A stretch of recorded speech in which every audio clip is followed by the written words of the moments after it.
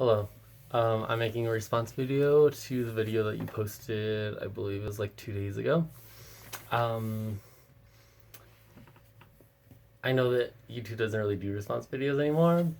As I was researching, I'm very new to YouTube, not as a consumer, but as a producer, and I'm not really producer. I making really low quality videos just because, for the sake of talking to people and getting to know people.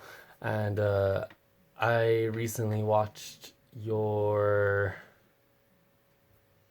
testimony video, which was incredible and like really like close to not so much my experiences, but like my interests and my I guess some of my experiences. But you really it wasn't so much your story, but the sincerity and the genuineness of your story, if that makes sense. And so, I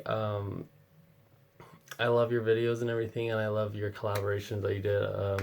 I forget if I don't know you were like the host, I guess, of that God Think TV or those videos that I saw you on, and those were really cool that you did during the summer, and I thought that it's been like you were like such a blessing, and you know I've recently gotten myself involved in like service, and I'm actually going school right now for medical missionary work and getting myself in health and just walking in obedience. And that's actually one thing I wanted to talk about in response to your video, not so much prophecy, which I think is super crucial, especially in this day and age when we should be telling people day in and day out every not only just by the words we're saying, but by the way we live our lives.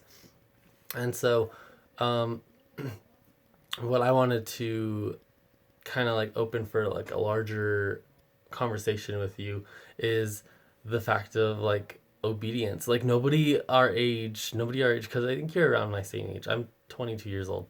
So nobody our age really thinks about obedience as like a way to like have a relationship with Jesus Christ. You know what I mean? Like I think everybody's so afraid of like making the wrong move or like making the wrong step that like we're so afraid to approach God in that way. You know what I mean? Like we have to be holy in order for him to even address our lives, and really it's not so much that he won't even look our way, it's that we're willing to look his way. And like you really opened me up to just having that greater idea or like that concept, like in just the way you've lived your life or like chosen to live your life.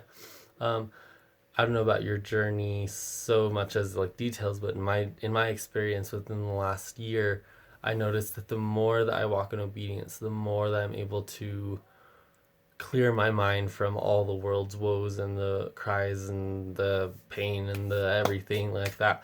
Um, there's like a moment or a time where Jesus is like really close and like you can hear him whisper. There's this verse in Isaiah that talks about you will hear my voice saying go to left, go right.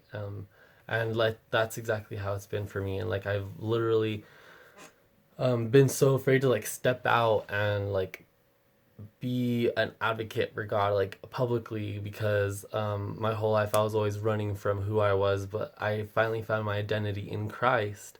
And so it's really freed me to like step out in faith and start actually communicating with like a larger community of people. And that actually started when I joined a group called YOAM, which is Youth on Adventist Mission, and they have been like super hospitable and loving towards me. And I really like where you're going, what you're doing, everything. I don't want anything from you. I don't want all I want is to just tell you like I love you so much. Like I as a brother in Christ, like I want to encourage you, like you're on the right track. Like keep doing what you're doing, and never look back. Like don't look um to yourself for like acceptance or what's the word, like what am I trying to say? Don't look to man in any form for any kind of direction in your life, because obviously like Jesus is the one that's directing you right now. And you're gonna do great things, Brooke. And I just think this ministry that you've opened yourself to, and in service towards them, has really been a blessing. And I hope that God reveals himself to you more fully, because that's what's happening in our generation, in our youth, is we're able to see God for who he truly is, his true heart. And the longer and stronger we walk in obedience, the more that's going to be apparent to us. So God bless you, Brooke. I love you. Continue to fight the fight and run the race.